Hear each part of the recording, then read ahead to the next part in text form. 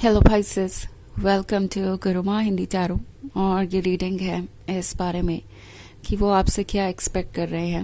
Okay, तो ये reading आपके लिए है अगर आपका ऐसा फील हो रहा है जैसे आपका पर्सन आपसे कुछ चाहता है और क्लियरली कह नहीं पा रहा है एंड आप सोच रहे हैं कि क्या वजह है कि ये आगे नहीं बढ़ रहा है, क्या कुछ ऐसा है कि ये आपसे एक्सपेक्ट कर रहे हैं कुछ, या फिर ये इनके अपने लाइफ के बारे में है, अपने प्रॉब्लम्स के बारे में है। तो उन सभी सवालों के जवाब मैं इस रीडिंग में देखने की कोशिश करूंगी।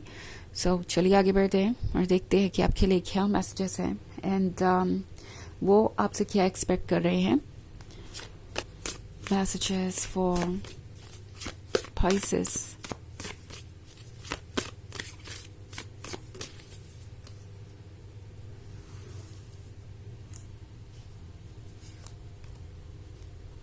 Queen of Swords, Queen of Pentacles, the World, Eight of Pentacles, Three of Wands, and Four of Wands.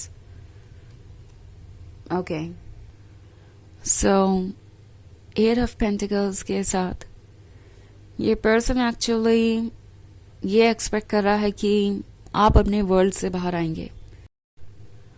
आप ये ब्यूटीफुल पर्सन है जो अपनी ही दुनिया में गुम है और इन्हें लगता है कि आपकी दुनिया वाकई बहुत खूबसूरत है।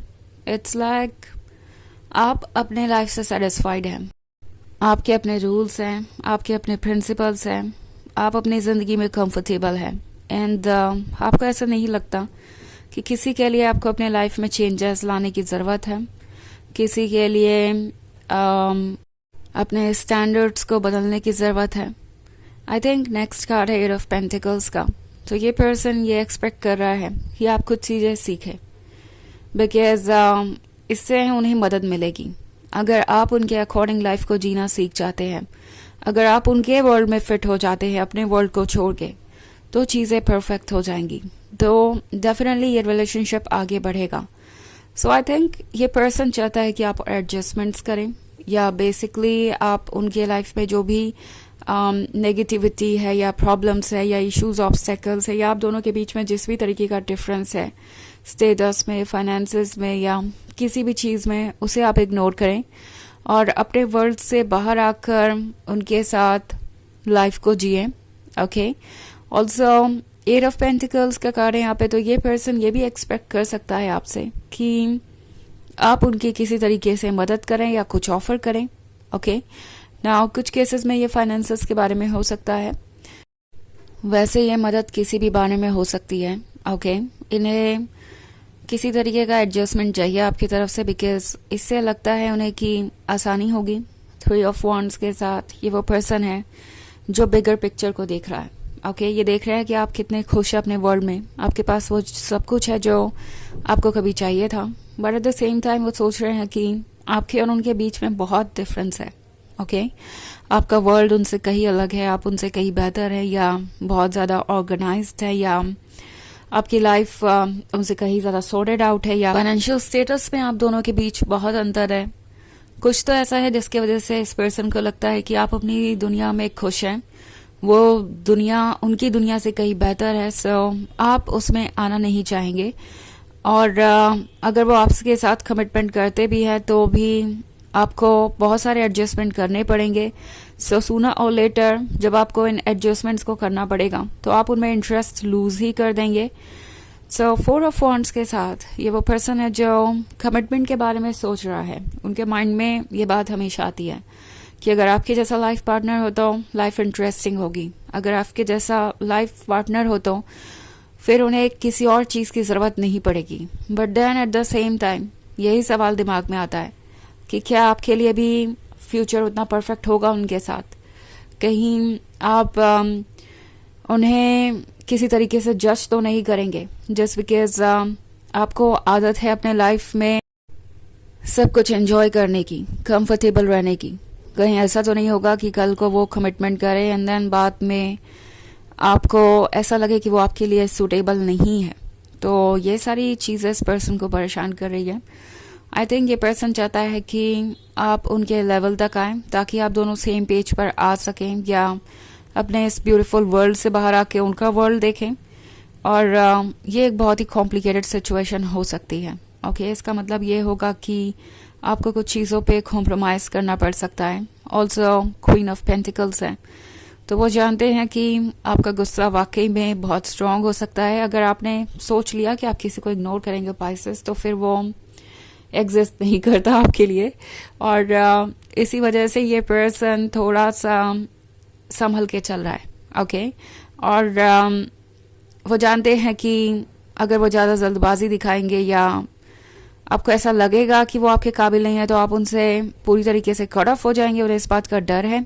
इस वजह से भी ये पर्सन थोड़ा सा संभल के चल रहा है, और उन्हें पता है कि आप कितना भी लविंग एंड केयरिंग हो, आप वाइज हैं, आप फ्यूचर के चैलेंजेस को समझते हैं, आपको पता है कि आपके लिए क्या ओके है क्या नहीं है। सो प्रैक्टिकली भी आप सोचेंगे जब बात आएगी फ्यूचर में कमिटमेंट करने की।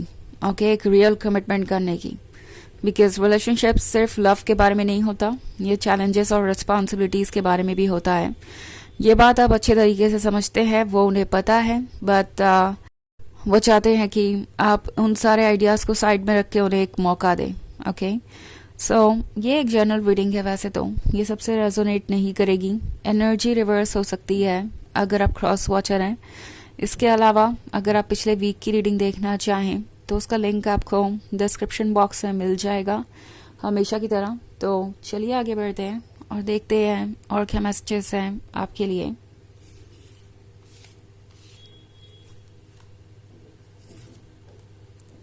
Night of pentacles, the devil, seven of pentacles,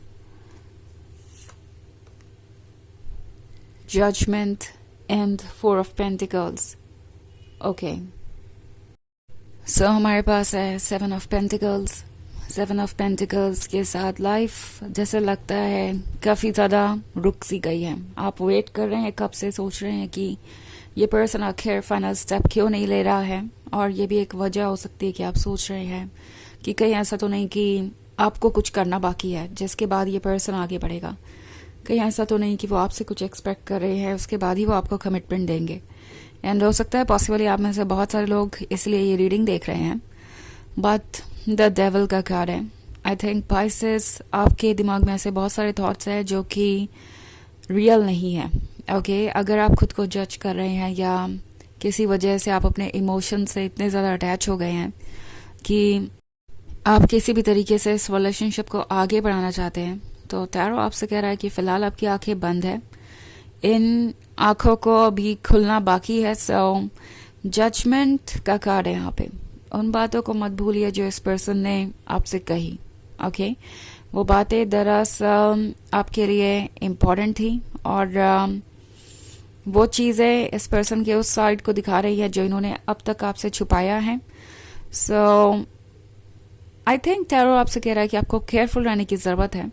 दो अगर आप इन चीज़ों के साथ कंफर्टेबल है, लाइक जो भी वो चाहते हैं, अगर आप वो करके भी इस रिलेशनशिप को कंटिन्यू करना चाहते हैं तो डेफिनेटली आपका चॉइस, आप इसे चूज़ कर सकते हैं। देन आपको हो सकता है बाद में ऐसा लगे कि शायद आपसे कोई सही डिसीजन नहीं हुआ है। फोर ऑफ पेंटिकल्स के साथ लगता है जैसे आप कंफ्यूज हैं, आप सोच रहे हैं कि क्या वजह है ये पर्सन आपसे इतना वेट करवा रहा है, या क्या वजह है कि ये अपनी जगह पे रुक गए हैं। आई थिंक ये पर्सन बहुत सारी चीज़ें ऐसी कह रहा है आपसे जो रियल नहीं है, सिर्फ आपके बराबर आने के लिए। हो सकता है उन्होंने कुछ झूठ बोले हो ताकि वो आपको आपके लिए सूटेबल लगे। सो बहुत कुछ है जो सरफेस पे आएगा। क्योंकि इस पर्सन को आपके क्लोज आना था तो उन्होंने वो सब कुछ कहा जो उन्हें आपके क्लोज ले आता, बट उसमें सच्चाई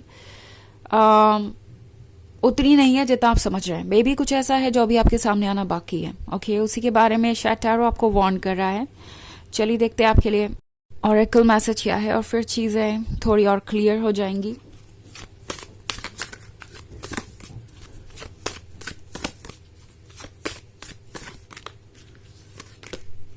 बैलेंस। ओके, सो ये कार्ड कह रहा है कि एक बैलेंस अचीव होना ज़रूरी है। जब तक वो बैलेंस नहीं आएगा ये रिलेशनशिप आगे नहीं बढ़ सकता, और ये बैलेंस बनाना एक्चुअली इस पर्सन का काम है। और फिलहाल आपको रिलैक्स करना चाहिए, आप इस बारे में मत सोचिए। क्योंकि ये उनके थॉट्स है जो ऑब्स्टेकल्स क्रिएट कर रहे हैं, आपके नहीं। ओके, तो ये है रीडिंग इस बारे में कि वो क्या एक्सपेक्ट करते हैं आपसे। आई होप आपको अच्छी लगी होगी। Thanks for watching, till next video, bye.